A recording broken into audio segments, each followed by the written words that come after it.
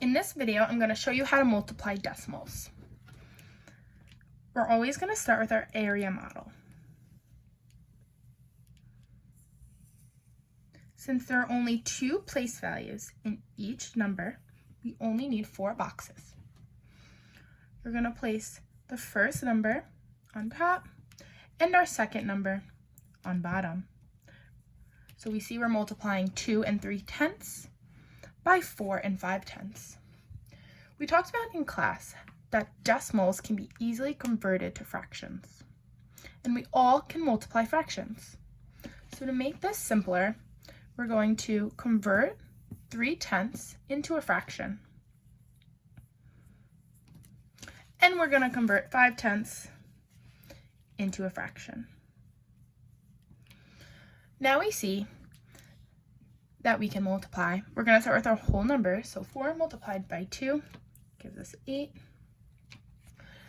And then we're going to go over to the right side, and we get 4 over 1 to make it a fraction, multiplied by 3 over 10 gives us 12 over 10. If you go to the bottom, we see our whole number is 2. We're going to put it over 1. And we have 5 over 10. Remember, when we're multiplying fractions, we are always multiplying across. So here we have 2 multiplied by 5, which gives us 15, and 1 multiplied by 10, which gives us 10. So here we have 15/10. I'm sorry, 2 multiplied by 5, which gives us 10. So we have 10/10. Now we have 5 over 10 multiplied by 3 over 10. And here, we're going to multiply across again, and we see that 10 times 10 will give us 100th. So we are moving to the 100th place. So 5 times 3 is 15, and 10 times 10 gives us 100. Our next step is to see where we can convert them all back to decimals or whole numbers. So we know 10 goes into 12 one time with a remainder of 2/10.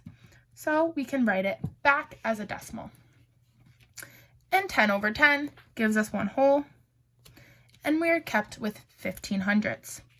Our last step is to add all of our answers together.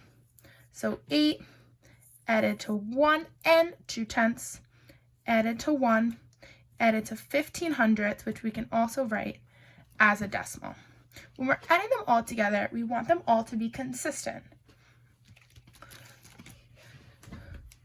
So we're going to make sure we're lining them up in the correct place value order.